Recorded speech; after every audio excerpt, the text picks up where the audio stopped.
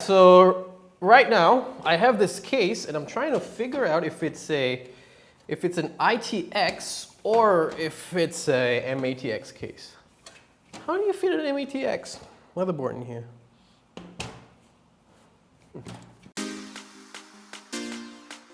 What is up, guys? Thank you so much for watching. Now today I have this little case right here. It's actually the Tecware Quad. Now the case has been out for quite some time already and I managed to get hold of this. So thank you so much for sending this over, Tecware. You guys are awesome. Well, all credits aside and stuff like that. Now this Cube Factor case is actually something that you want to consider if you're more of a portable kind of guy. If you go to LAN parties much, if you like something that's cleaner, if you don't like big ass cases like what I do, then you should actually get this case simply because it's pretty cheap. It's about 179 ringgit. Now I'm jumping into the price point simply because I don't want you to have the impression that I'm comparing this with any other Cube cases like say the Air 240 and stuff, because from a price point of view it is really, really different. But then again, if you want to look right inside the case, jumping quickly inside the case now, I'm gonna quickly open this up. Oh god, screw dropped. I'm gonna quickly open the case and for you to have a look and see what's inside. Now inside of the case you can actually fit obviously an MATX motherboard, and it's really, really tight in here. Now I'm a bit skeptical about the fact that airflow, as simple as airflow, because it does look really, really tight in here, and the fact that at the top part of here it's not exactly mesh, or it's not something that you can actually mount some fans on top of it, and only the front one has some decent fan, there's some decent cooling, there's some decent cooling because you get a 200mm fan right in front here.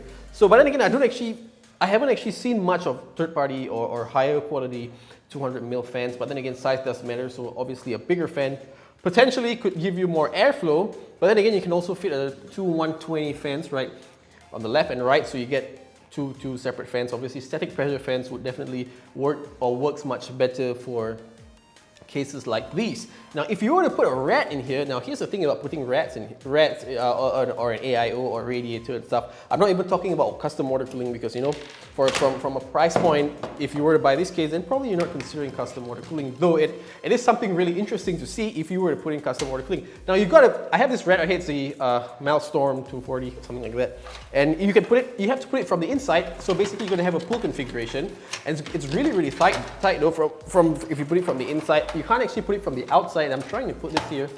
Oh god.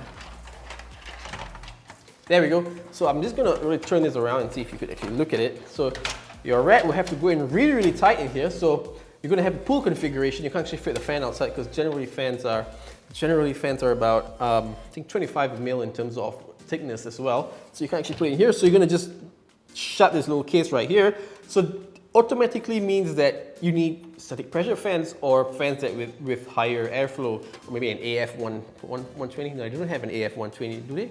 I think they do have an AF120 if I'm not mistaken. Just haven't been updated much. Now, speaking about PSU, I'm going to take out this rat first.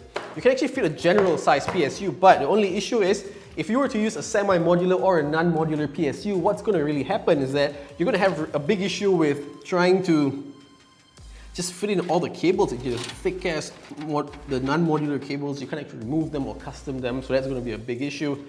But if you were to use a fully modular one, then you could potentially do that.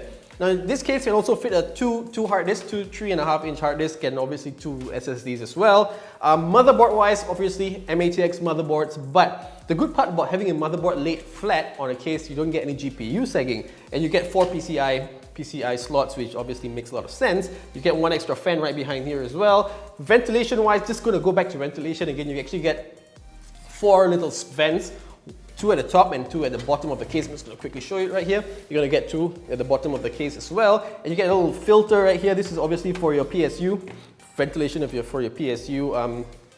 No dramas about that. Now looking at the back of the case, you can actually see it's really simple to put in your PSU. Obviously I used the wrong screw.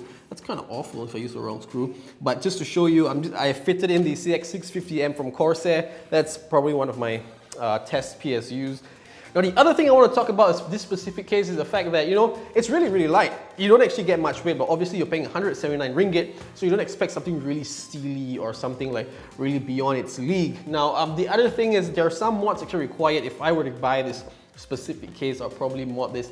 The top part I'll probably mod it so I can put 2 extra fans. Now if you were to use an air cooler, on the other hand, you do actually get much more fan racks. You get actually 2 over here.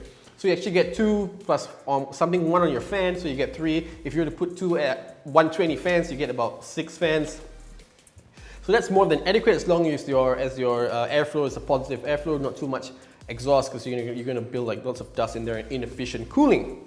You can actually look right here. You can actually, I think you can actually like just demote this whole thing, push it in, cut it out, and do some water cooling. It's pretty interesting to see if anyone could actually build a water cooling setup, but I think you need a much smaller motherboard for you to even fit the rest, because it's really, really tight in here. And the whole front I/O buttons are pretty tacky.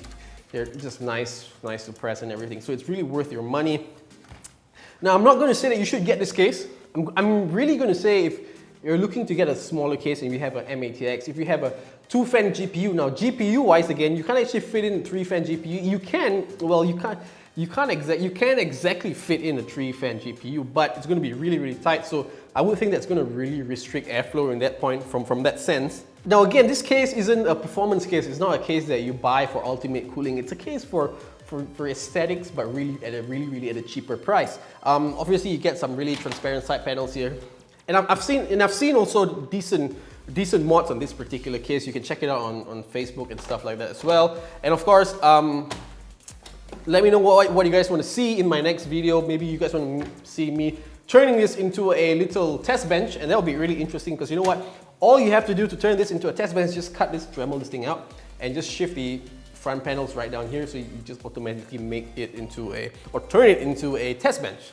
Now for 179 ringgit, you do get a lot for this particular case. Obviously, you don't get top-notch performance, you don't get top-notch quality. There are some flaws about this particular case, like the fact that there's not enough ventilation and stuff like that. You know, there's maybe should or potentially could actually have more room for fans. Now, again, like I said, I would probably put 2 fans up here, be 2 fans at the side. I know having fans on side panels are something a bit of 1990s or early 2000s. No one actually does that, but if it does help improve your overall cooling, why not, right? Anyway, a big shout out and thank you to Tecware Malaysia for sending this over. And of course, you can get this at eTech PC for what, 179 ringgit or less if you know how to speak to the guys over there.